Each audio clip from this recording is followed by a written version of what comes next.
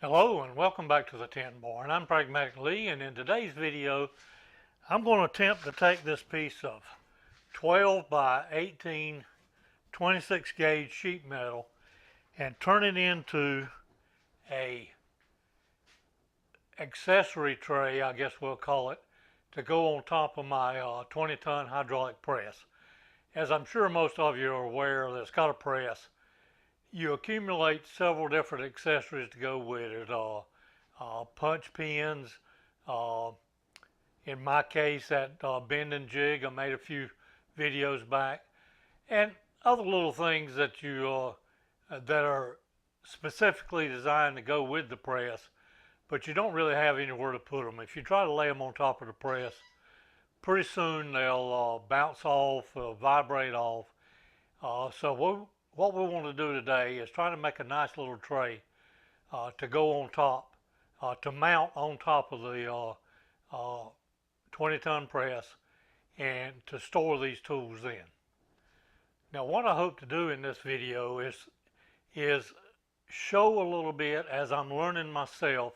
I've had this brake for several years now and actually have not used it as much as I thought I would have. I've made several little caddies in this case, to keep rivets in and so forth, but I've not really used it to its fullest extent. And I hope today to be able to not only train myself, but share in my learning of how we can get a little bit more professional with what I do with that brake. You can see with this one, these are just bent up edges. There's no tab in between to lock these corners together. Anything much larger than that, these corners would need to be locked together, tabbed together, and also there need to be a safety rail on top. So in a second I'm going to move the camera around over here a lot closer and show you and walk through the layout of how we're going to do that. I've got a color-coded example we're going to use and a corresponding color-coded layout tool. But before I get to that, I want to address, I've had several comments over the last few videos wanting to know how my hand was doing. I don't think in the last video, I don't think I had the bandage or glove on, and I don't in this one. The hand is healing up nicely.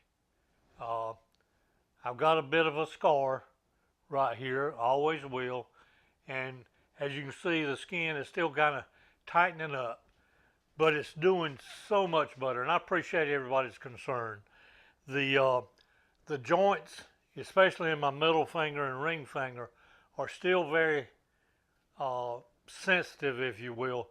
If you've ever had somebody or a situation where you've had your fingers bent back way beyond what they should be, that's the feeling I've still got in the joints in this hand. But again, thank you, it's doing much better. Now for the safety edge that will go all the way around this piece, again, it's color coded in green. It's going to be a 1/2 inch fold over. And I made up this little scribing tool.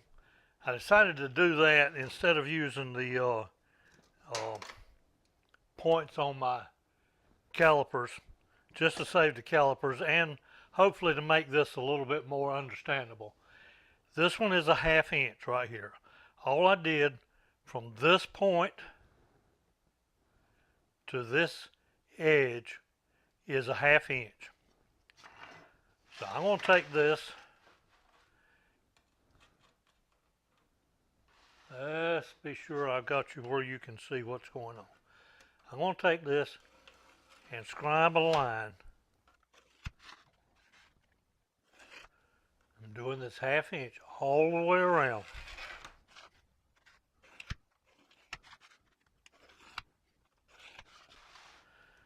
And again, as I said, that's going to eventually be this this uh, safety edge, if you will, all the way around the piece. Next thing we want to do is lay out this fold for the edges. Now, this would normally in this, or what I was hoping for or planning for, was an 1.5 inch rise on this. And of course, 1.5 inches plus this half that we're folding over would be 2 inch. But what I've done, instead of using the 2 inch on this layout tool that I made, I also did one that's 1 inch and 15/16. The reason of doing that, and I think this will make more sense to you when we get over to the break somewhat later in this video. This is 18 inches long. If I do a 1/2 inch and 1.5 inches upright, that's 2 inches. 2 inches off of each end would be 18 minus 2, 16 minus 2 is 14. Now, we're going to need to set up the pan and box brake so that it will fit inside these folds. So by taking a 1/16 off of each edge over here, we have about 1/8 of an inch clearance so that we can get the 14 inch in there. So what I'm going to do is lay out now the 1 inch and 15/16.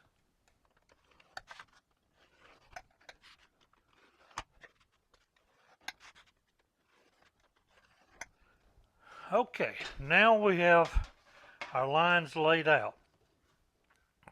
I got one more part, and what we just laid out there is this blue part down here, where the fold for the upright will be.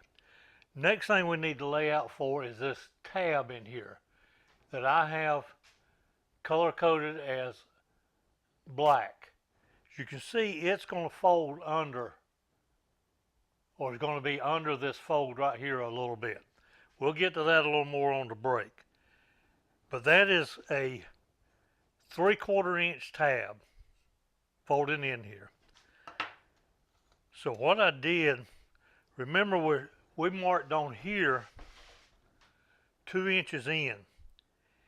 And if I want 3/4, I need 1.25 inches.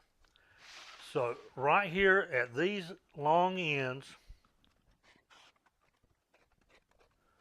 I'm going to mark the 3/4. Again, I think all this will make a whole lot more sense to you in just a minute when we start cutting this out. Now I'm going to start with this top corner up here, and I'm going to lay that out. Or I'm going to take this black marker and mark what needs to be cut out. This will need to cut this entire 1/2 inch line here. And we'll need to cut just a little bit of offset right there. And what we're making, what I just laid out, was this little bit of angle on this fold over. So all of that will cut out. This will cut this full length right here of this 2 inch line. And there'll be just a small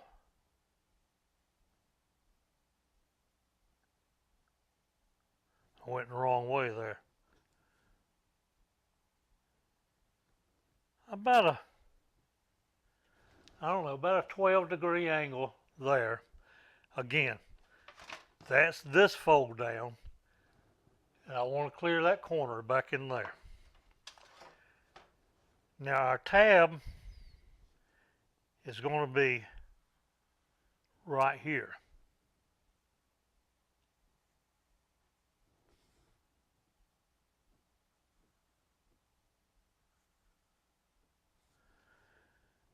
this area right in here is going to be this black tab right here. All right, I'm going to cut that out using my aviation snips. Let me study that just a little bit myself, just to be sure it is what I think it is, or it's going to be right.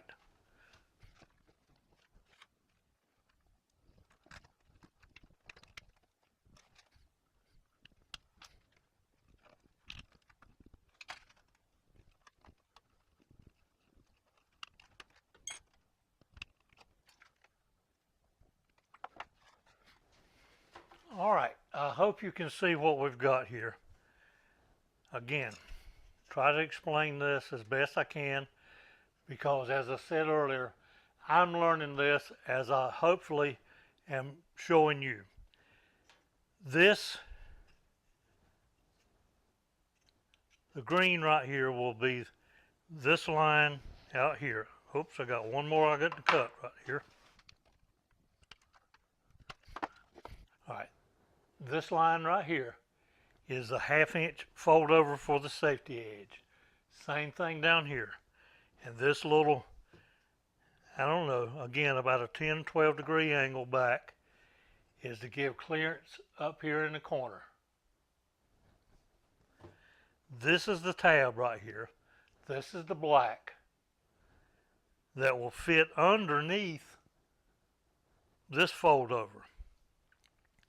This line right here is the line, the blue line in here that will give us our sides.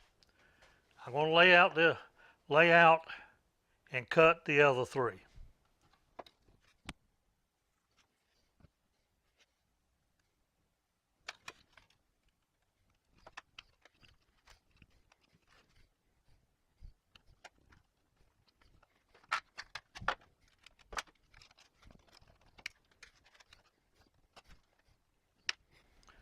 Let me pause just a second here and say, if it looks like I'm struggling with the aviation snips, I am to a degree. As I've said numerous times on my videos, I'm left-handed and this is a right-handed world. These snips are meant to be used by right-handed people, and they're not the easiest to maneuver being left-handed.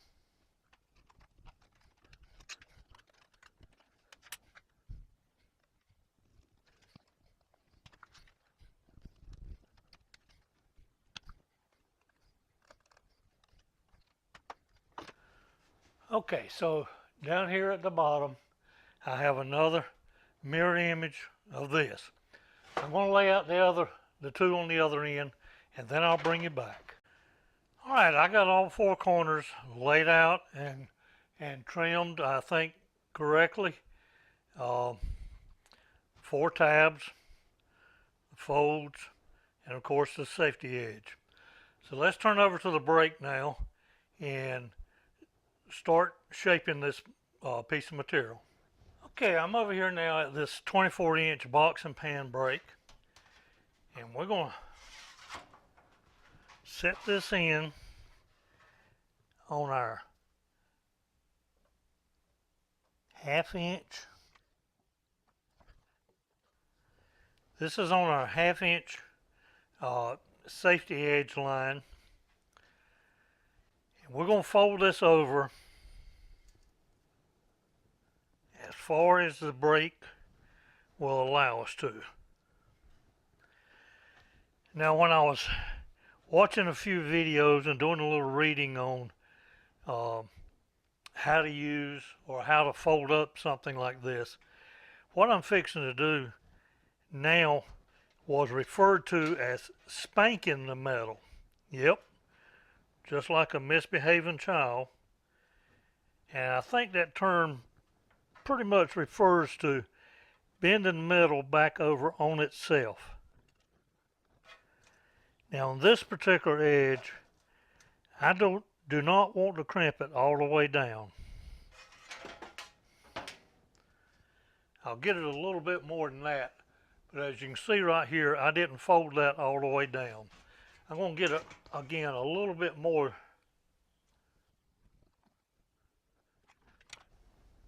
This gap up in here is what this tab is going to fit into. All right, let's turn around and do the other end, same way.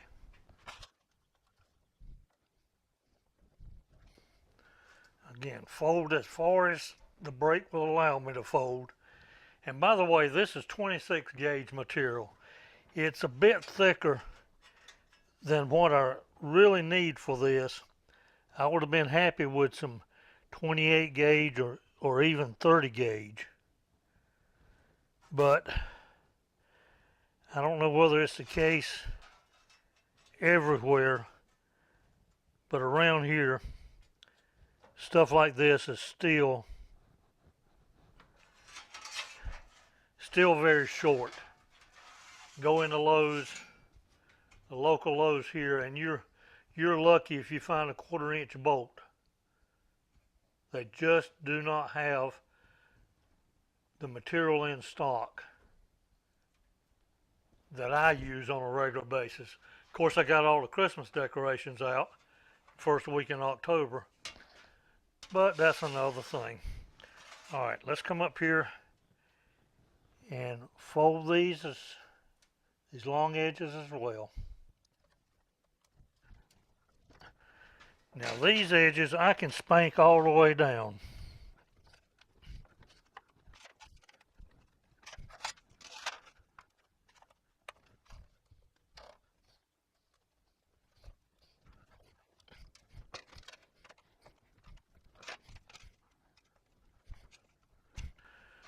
All right, we've got our safety edges bent over now. Next thing we want to do is fold up these ends on our 1 and 15/16 mark. And we're going to do that and also pull the tabs in as well, or fold the tabs up. Now we want to bend this just to 90 degrees. We want to do the same thing down here on the other end.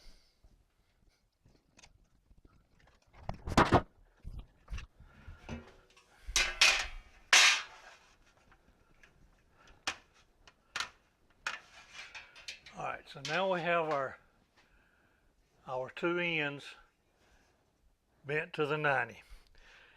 Now I've already got this laid out, and if I figured correctly, by taking a 1/16 off of each edge, we should have 14 inches left in between there.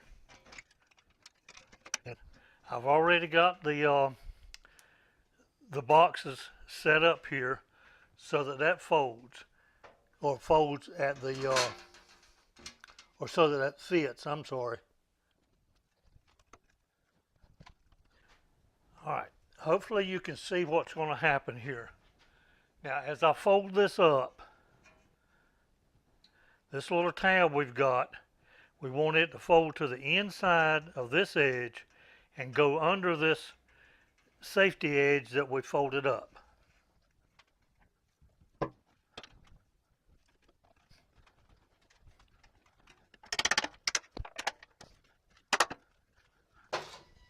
Okay, I started this up and this piece was on the outside. I'm going to need to take this out of the brake, carry it over to the workbench, and get this straightened back out and in line. I'll bring it right back. Okay, hopefully I've got this tab started correctly now. So let's see if we can fold that on up. I may be doing this a bit tighter than it really needs to be.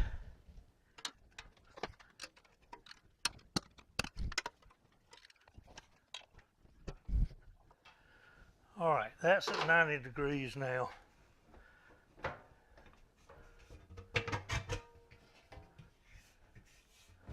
And our tab is fitting underneath here and underneath there.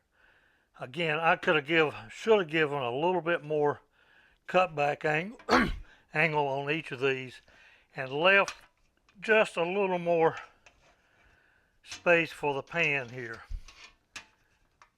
The box is in the pan as well. I'm probably not using the right terminology, but as I said at the beginning of this video, I'm learning at the same time.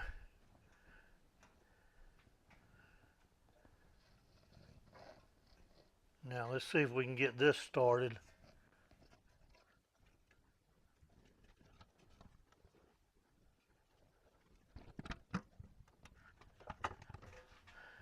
Yeah, I should have left another 1/16 of an inch on each end to make those folds, or to fit my blocks here. All right, let's go back over to the workbench now and straighten these corners out a little bit, and then we're going to rivet it together. All right, couple things learned in that process. Number one, I should have given myself a little bit closer. Instead of the inch and 15/16, I should have probably gone inch and 7/8 on this step back for the edges to fold up. Give a little bit more room. And also the angle that I cut each one of these clearance corners over here. Let me find my example piece. The relief angle I put at each one of these corners on the fold over, and the relief angle that I put on the tab could have been a little bit stronger angle, maybe even close to 20 degrees instead of the 10 to 12. But we got it folded up. If you recall in my previous video, I took that old piece of wagon axle and machined it down, polished, surface ground it, got 4 perpendicular, 4 90-degree turns here, and then the ends perpendicular. Here's what that was all about. I can use that now to spank, if you will, and go ahead and fold that end up and make the corners a little more crisp.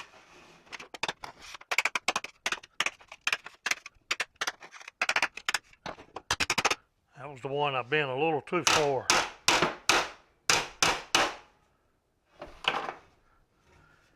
All right, now the next thing we need to do, this particular one is tight enough that we probably don't need to rivet it, but I think it'd be a good idea to go ahead and put a rivet in each one.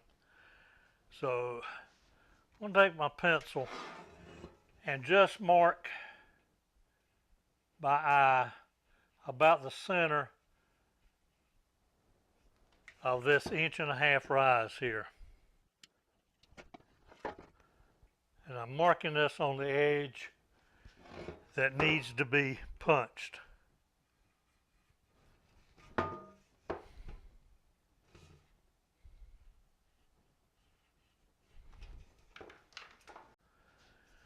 All right, what we're going to be punching here is 2 layers of 26 gauge. So it's going to take a little pressure on the punch. You recall my video, I don't know, it might have been a year ago now, sometime back, making this vise mount for the punch. Such jobs as this right here is exactly why I did that, because it's next to impossible to hold this by hand and punch that. You need 3 hands, in other words. All right. Okay.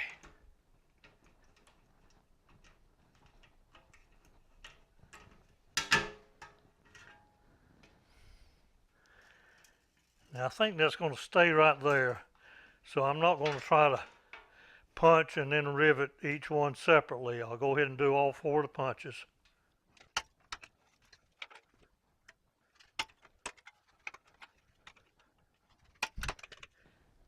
And the width of this bottom jaw on this punch is exactly why I went in with 3/4 inch tabs instead of 1/2 inch tabs.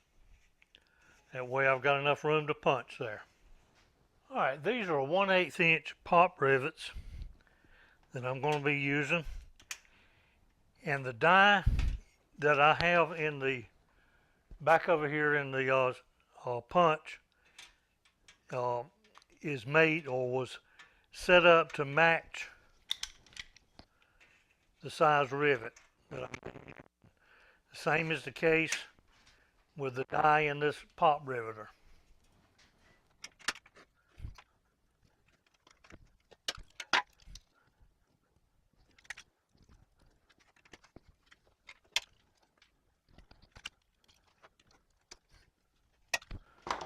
Alright, so there's our pan, tool tray, caddy, whatever we're going to call it, made up. It sets good and flat. But I think what I'm going to do is go around to the dirty side of the tin board where I got the Scotch-Brite wheel, and I'm just going to buff these corners right here just a little bit. Okay, I carried the pan or our little caddy around to the other side of the tin barn, and on the Scotch-Brite wheel, just smooth these edges up right here, each corner's up, just so I don't have anything ragged.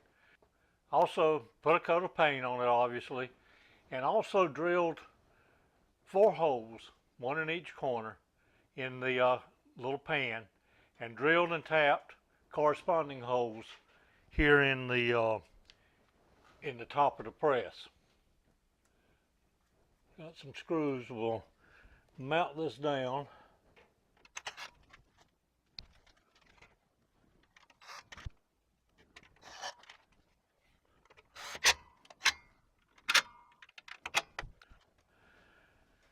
And also off camera, I cut a little piece of this toolbox liner. We'll put down in the bottom of it. And again, this is just to store stuff like these pieces of flat bar that I use often in the press. And also, if you recall a couple videos back, I made this jig for bending metal, and this bottom die that didn't work out too well kind of sprung open. I have a replacement for this based on some viewers' comments, and I'll get to that in another video. I'm going to do a follow-up video soon on several different videos that I've done here in the shop, and some things I improved on or added to those videos. This particular video, though, was about making sheet metal bends to come up with this little caddy to set up here. And as I said at the beginning of the video, I'm learning how to use that pan brake, box and pan brake. I'm trying to learn how to use it. I've had it for a number of years and really not used it as much as I thought I would, or not use it as much as I really should have. But I'm learning. A couple of things I did learn on this. When you're cutting out, we did earlier in the video, be sure you cut your corners clear. Get all the way down in that corner, anywhere where 2 cuts come together. Be sure you get that corner cut out good. If you don't, you'll get a little wad up in the corner, and it doesn't fold quite as nicely. Another thing I learned is, and I hope I didn't mislead you when I was trying to use the exact 14 inches to go in here, and where I didn't leave quite enough space in that, and it was tight fit. You don't have to exactly match your spacing for a box and pan brake when you're folding up. I could have used a, let's see, I'm looking over there at it now. I can go from basically a 1-inch bend up to the full 24 inch in 1/2 inch increments with the shoes or plates I have made, came with that brake, and those that I've made to go with it. But if your spacing isn't exactly right, if it's not a nominal value, instead of that 14 inches I was trying to exactly fit into this, I should have set that up at 13.5 inches and left just a little bit of space in between several of the shoes to spread that out to, in this case, probably about 13.75 would have been a good fit in there. But as I said, I learned quite a bit in making this pan. I got a lot more to learn. And if you guys got any suggestions, if you got any saw where I was doing something entirely wrong, please leave me a comment below. Let me know what your thoughts are on it. Hope you got a little bit from it, and I'll see you in the next video.